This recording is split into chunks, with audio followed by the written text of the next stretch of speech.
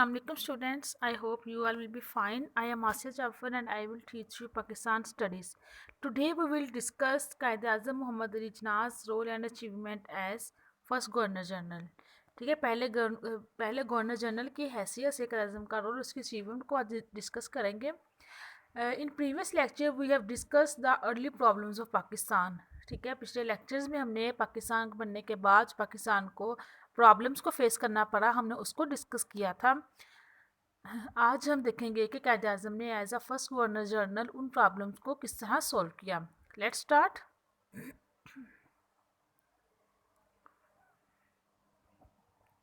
Quaid Azam Mohammad Ali Jinnah's role and achievement as first governor general. पहले governor general की हैसियत से कायद आज़म का role and achievement.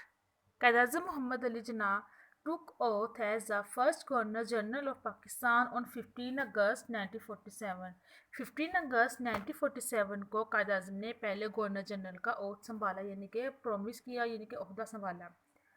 Liaquat Ali Khan was appointed as a prime minister. आपसे ये दो शॉर्ट क्वेश्चन पूछे जा सकते हैं. Who is the first governor general of Pakistan and who is the first prime minister of Pakistan. Prime minister was Liaquat Ali Khan and governor general was Quaid Azam Mohammad Ali Jinnah. इन दोनों में से आपको ये शॉर्ट क्वेश्चन भी आ सकते हैं और एमसीक्यूज भी आ सकते हैं.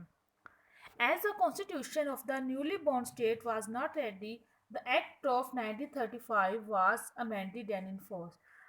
चूँकि अभी ये स्टेट नहीं बनी थी, इसका भी कोई कानून नहीं, कॉन्स्टिट्यूशन नहीं था, कोई आइन भी नहीं बना था, तो फिर क्या हुआ कि जो 1935 में ब्रिटिश ने एक एक्ट दिया था, उसमें कुछ तब्दीलियाँ करके उसको नाफिज किया गया. And Quaid Azam remain the governor general of Pakistan for 13 months. ठीक है, कायद आज़म 13 मंथ्स तक पाकिस्तान के गवर्नर जनरल रहे. इसमें से भी आपका एमसीक्यू आ सकता है कि कितने अर्से तक वो पाकिस्तान के गवर्नर जनरल रहे. एंड ड्यूरिंग दिस पीरियड, यानी कि कौन सा पीरियड, जो 30 मंथ्स का उनका पीरियड था, he solve many important national issues with his insight and leadership qualities which enabled Pakistan to stand on his feet. उनकी इसी कोशिशों की वजह से, यानी कि जिन्होंने ये पाकिस्तान के मसले को हल किया, उसी वजह से पाकिस्तान आज अपने पैरों पर खड़ा है.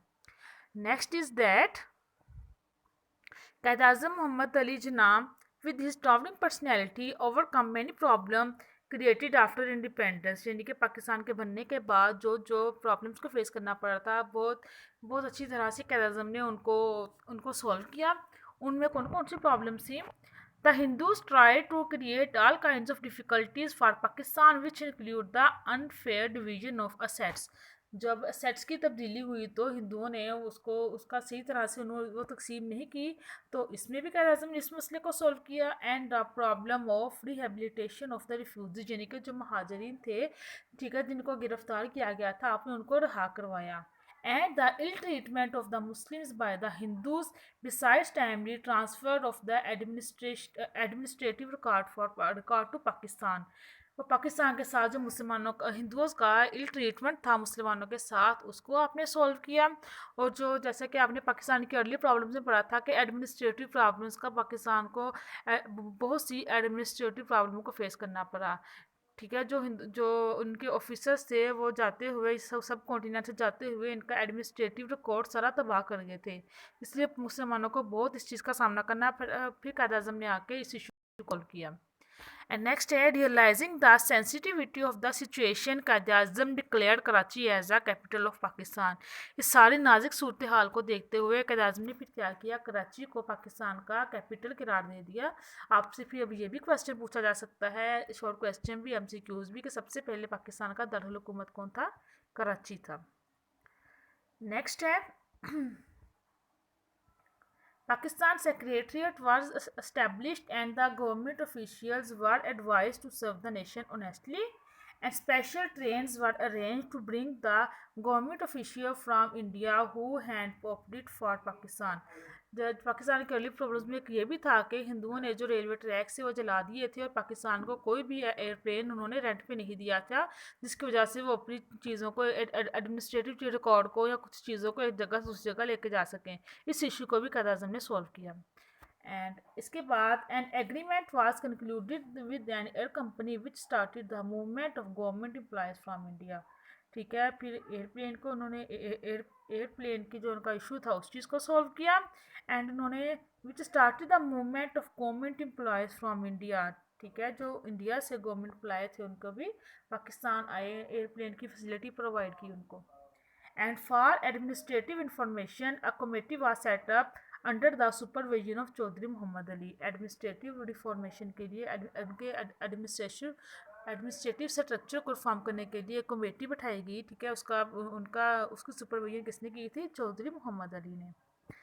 एंड नेक्स्ट है civil services were recognised and civil service academy was constituted. ठीक है, उससे कोई भी सिविल सर्विस नहीं थी पाकिस्तान को, सिविल सर्विस में किसी को भी वो नौकरी नहीं दे रहे थे। फिर कायदे ने इस इशू को सॉल्व किया। And the accounts and foreign services were also started.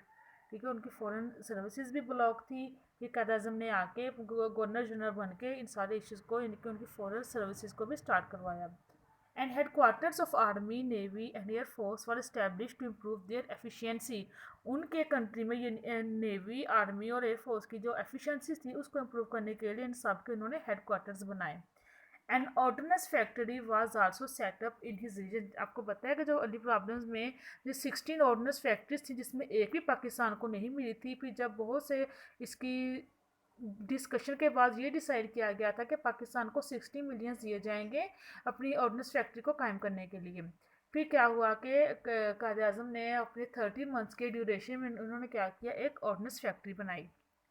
Beside other issues, Quaid-e-Azam paid special attention to the foreign policy.